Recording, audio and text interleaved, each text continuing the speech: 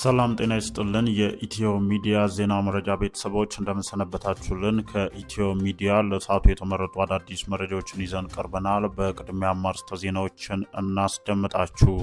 በጦር ኃይሎች ግቢ በተደጋጋሚ እየታዩ የሚገኙት የእስራኤል ልዩ ኮማንዶዎች መነጋገሪያ መሆናቸው ተሰምቷል።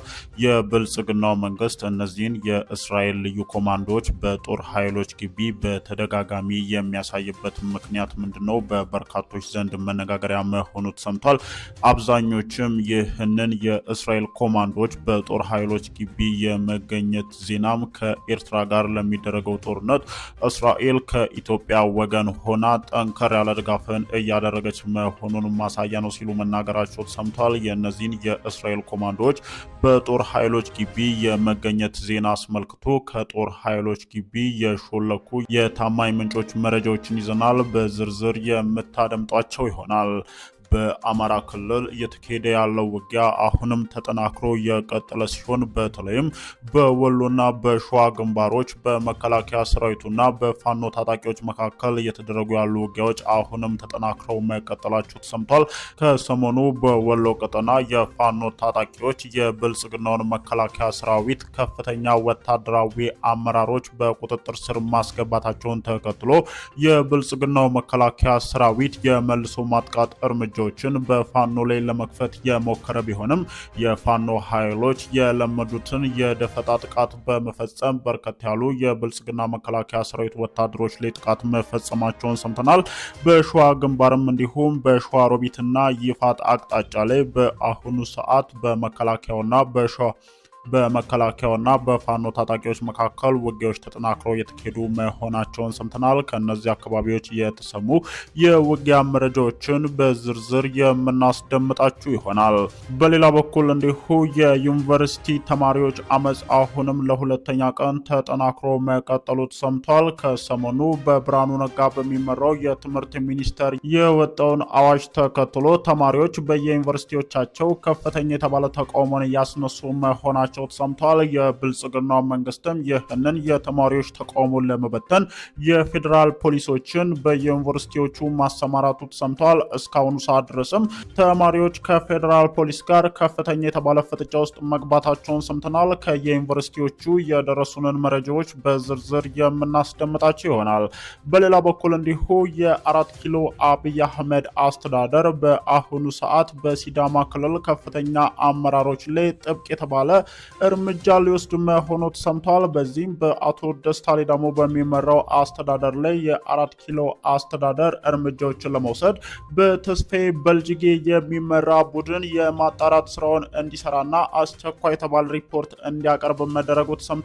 ይህ ሪፖርትም በትላንትናው ዕለት በጠቅላይ ሚኒስትር ጽህፈት ቤት መቅረቡን ሰምተናል። ይህንን እርምጃ አስከትሎ የተሰሙ መረጃዎችን ይዘናል። በዝርዝር ምታደምጧቸው ይሆናል።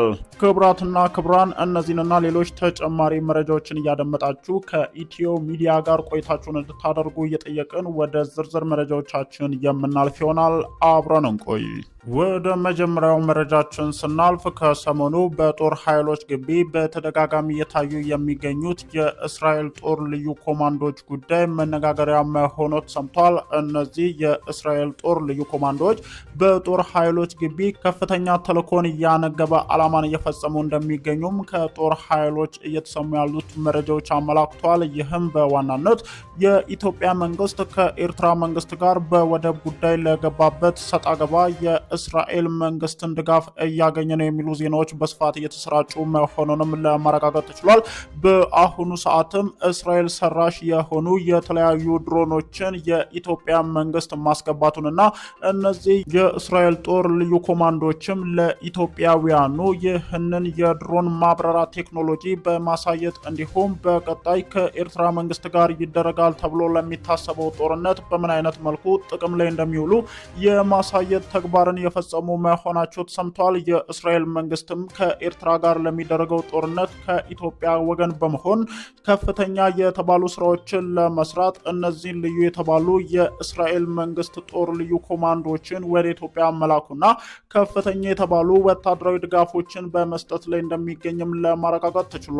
በምስራቅ አፍሪካ ቀጠና ከፍተኛ ተሰሚነትና ተደማጭነት ያላትን ኢትዮጵያን በቁጥጥሯ ስር አስገብታ ይህንን የቀይ ባህር ዙሪያ በቁጥጥሯ ስር ለማስገባት ያሰበችው እስራኤልም ከኢትዮጵያ ወገን በመሆን ኢትዮጵያ የአሰብ ወደብን በቁጥጥሯ ስር እንድታስገባ ከፍተኛ ስራን በመስራት ላይ እንደምትገኝም ከጦር ኃይሎች የተሰሙ መረጃዎች አመላክተዋል። ወደ ሌላኛው መረጃችን ስናልፍ ደግሞ በቀጠለው የአማራ ክልል ውጊያ በተለያዩ አካባቢዎች የተካሄዱ ያሉ ውጊያዎች ተጠናክረው መቀጠላቸው ተሰምተዋል። በወሎ ቀጠና ከራያ ቆቦ አንስቶ እስከ ደሴ ድረስ ባለው ቀጠና በተለያዩ የአውደ ውጊያ ግንባሮች ውጊያዎች ተጠናክረው መቀጠላቸው ተሰምተዋል።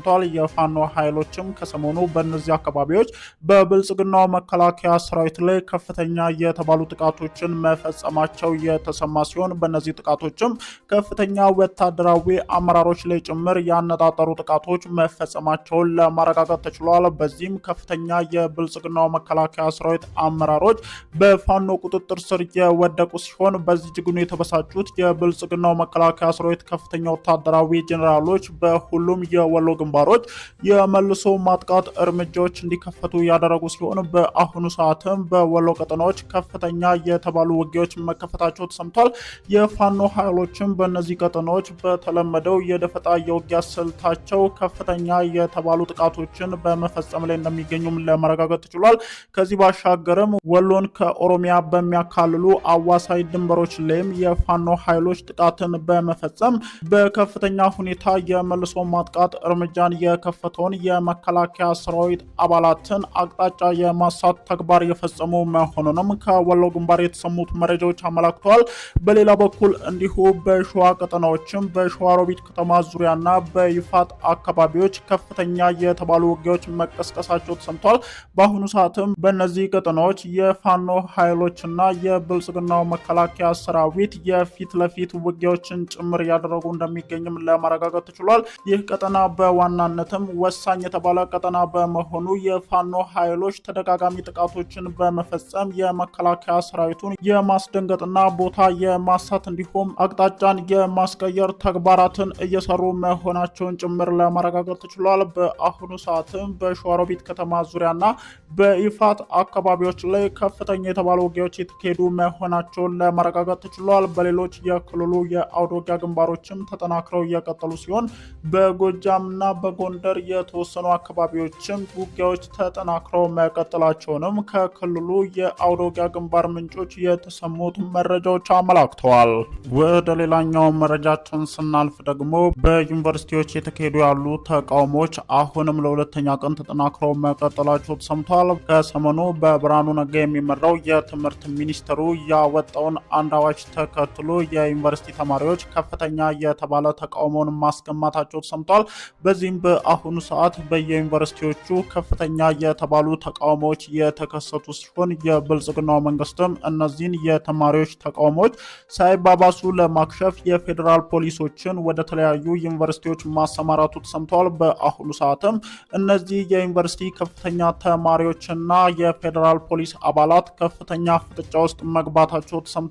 ከሰሞኑ በብርሃኑ ነጋው ትምህርት ሚኒስቴር የወጣው አዋጅ ተማሪዎችን በእጅጉ ያስቆጣ ሲሆን አሁንም በተለያዩ ዩኒቨርሲቲዎች አመጾቹ ተባብሰው መቀጠላቸውንና የፌዴራል ፖሊስም እነዚህን አመጾች ሳይባባሱ ለማክሸፍ ከፍተኛ የተባሉ ጥቃቶችን ለመፈጸም ወደ ዩኒቨርሲቲዎች መሰማራቱንም እየተሰሙ ያሉት መረጃዎች አመላክተዋል።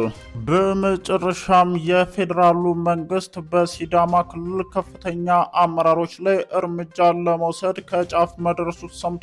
ከሰሞኑም በጠቅላይ ሚኒስትር ጽህፈት ቤት ኃላፊ ተስፋዬ በልጅጌ የተመራ ቡድን በክልሉ ያለውን ስር ነቀል የሙስናና ከፍተኛ የተባለ ብልሹ አሰራርን ሲያጣራ እያከረመ ሲሆን በትላንትናው ዕለትም በጠቅላይ ሚኒስትር ጽህፈት ቤት በተደረገ ስብሰባ ላይ በአቶ ደስታ ሌዳሞ የሚመራው የክልሉ መንግስት ከፍተኛ የተባለ ሙስና ውስጥና ብልሹ አሰራር ውስጥ የተዘፈቀና የህዝብን ምሬት ለማዳመጥ ፍላጎት የሌለው ቡድን መሆኑን በሪፖርቱ መረጋገጡ ተሰምቷል። ይህንንም ተከትሎ በአሁኑ ሰዓት በፌዴራል ፖሊስ አማካኝነት በክልሉ የሚገኙ ከፍተኛ አመራሮች ላይ እርምጃዎችን ለመውሰድ የፌዴራል መንግስቱ ዝግጅቱን ማጠናቀቁና ለፌዴራል ፖሊስም የሚታሰሩ ግለሰቦችን ስም ዝርዝር ይፋ መደረጉንና በቅርቡ በአቶ ደስታ ሌዳሞ የሚመራው የክልሉ ከፍተኛ አመራር ቡድን ላይ እርምጃዎች እንደሚወሰዱም የተሰሙ